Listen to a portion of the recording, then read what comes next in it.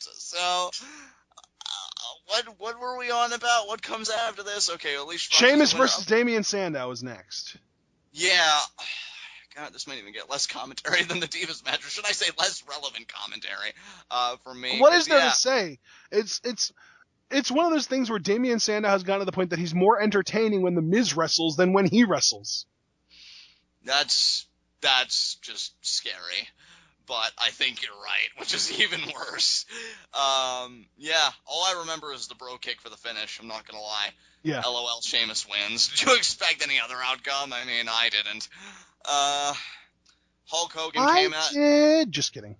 You know what?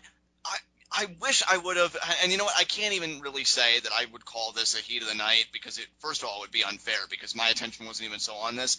But if I was fully focused to be irritated, I would have made this a heat of the night because Hulk Hogan comes out and his whole promo is about Susan G. Komen. Now, before it seems like I'm coming off incredibly insensitive here, it's not about the fact that it's breast cancer survivors and all that stuff. I understand that's very important, even though Ashton did share with me some very enlightening information about diseases that kill compared to diseases that actually get donated. Look into that. It's quite an eye-opener. It's just the fact that you have Hulk Hogan, and it's all right that he talked about that. I think my bigger gripe is that's all he talked about. Like, I feel like with Hulk Hogan, I just feel like this is one instance that I don't know why I choose to pick it apart, but maybe, again, because that's all it was, and I just couldn't overlook it. But I feel like ever since Hulk Hogan has come back, and I know you've said this too, Ashton, so I know it's not just me. In fact, you were saying it before I did, that it's not even like it is Hulk Hogan. It's just like he's there to shill whatever the popular thing in WWE is at that time. Whether it be like Lesnar Cena, before that the WWE Network, and now Susan G. Komen. Like, I don't feel like Hulk Hogan's presence, when he's such a big name, hell, so many people, I think even now in 2014 would argue that he's still the name when you have him in your building. And I feel like he's just been so underutilized, you know? Like, yeah, I mean, I guess that as far as the whole Hulk Hogan thing here goes, my biggest problem with the WWE's whole October is Pink Breast Cancer Awareness Month thing is I understand that you're trying to raise money for breast cancer, but at the end of the day, this isn't even about the WWE trying to raise money for breast cancer. This whole shindig is about the WWE trying to get over in the eyes of people who are pro, or I guess whatever the whole term is, the people that are doing like hardcore into this whole breast cancer awareness thing. Because let's be honest with ourselves, people. If you are in a society that has advanced enough technology that you have a television or a computer so that you can watch Raw in the first place, you're aware of breast cancer.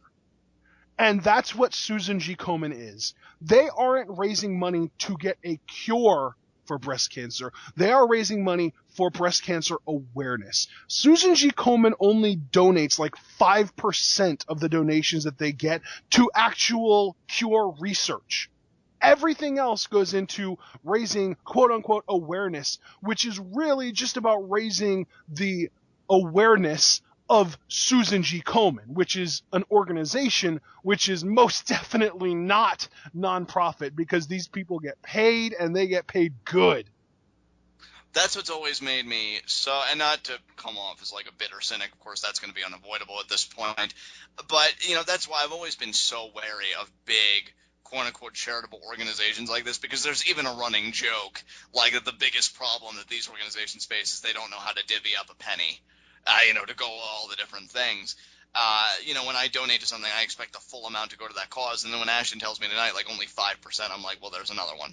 And then again, that graphic he showed me about diseases that kill versus diseases that get the awareness, the donations, all this. I'm serious, I mean, guys. Here's the thing. Yourself. The two most successful fundraisers for disease curing charity organizations, whatever you want to call it, are Komen Race for the Cure, which is what we're doing now, this whole breast cancer awareness thing, and Movember, which is prostate cancer awareness. Whereas the breast cancer kills about, and now I'm not trying to play friggin' Jeopardy with numbers or hearing anything. I'm just laying out facts that I've seen on a few websites. Now, the breast cancer kills about 41 to 42,000 people, and I don't know if that's per year or if that is how many are on record so far. I'm pretty sure that's per year.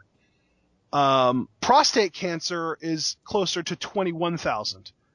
Now, they do these because they have these sexy campaigns going on. The whole breast cancer save the boobs, love your boobs, all this stuff. It's a sexy campaign. And then prostate cancer, Movember, you've got guys growing mustaches, and a lot of women dig that. And plus, it gives guys a month to be lazy with their shaving.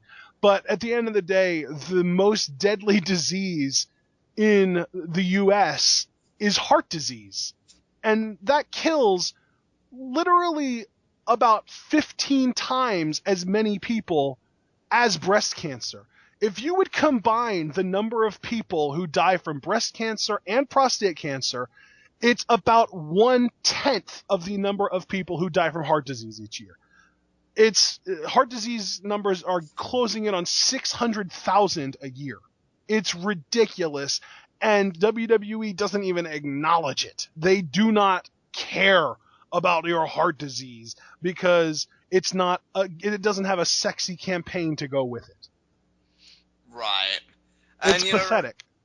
To return to the central issue, again, my big gripe isn't even that Hulk Hogan talked about Susan G. Komen or WWE's efforts. I'd be shocked if he didn't. Again, it was the whole content of his promo, because I'm reading a recap here, because, again, I was in and out. Doesn't mention anything else. Just talks about... No. I'm sorry. You were about to say it. Go ahead. Well, yeah, it mentions to go to WWE shop to purchase the pink merchandise to benefit Susan G. Komen and breast cancer awareness. Again, shilling in one form or another some kind of product or good.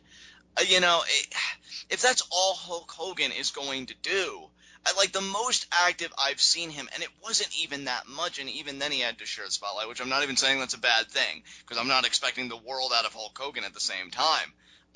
Was the whole John Cena Brock Lesnar thing where he was part of that panel and he was so pro Cena, it was ridiculous. I just feel like it's Hulk Hogan. Isn't there something better for him? I don't know. He just felt like more like an ambassador. Maybe that's what they've meant for him to be. I don't know. I just feel like Hulk Hogan is being underutilized. They're not really maximizing the time that they've got with Hulk. I hate to say it, but I almost feel like TNA in parts was using Hulk Hogan better when they got him. Because they knew what they had. They had Hulk freaking Hogan, and WWE to not even show him backstage endorsing a superstar or giving his genuine, thoughtful opinions on a certain feud or something. I just want a little more than this guy just promoting the latest thing in WWE, I guess is my gripe. Dude, do you want to know how predictable Hulk Hogan's appearances have become? How? Somebody on Reddit made a Hulk Hogan plug checklist before he started talking. And this checklist consisted of WWE Universe, WWE Network, Hulkamaniacs, Susan G. Komen, Dude Brother Jack, Chicago Cheap Pop, Hell in a Cell, WWE app, and then the Flex Pop. And Hogan ticked 6 of the 9. This dude predicted 9 things, and a couple of them were really out of the way. Like the WWE app and Hell in a Cell, really out of the way for something that Hogan would pop. But he still checked 6. And this guy didn't even remember he was going to add WWE shop, and he forgot, so it would have been 7 out of 10.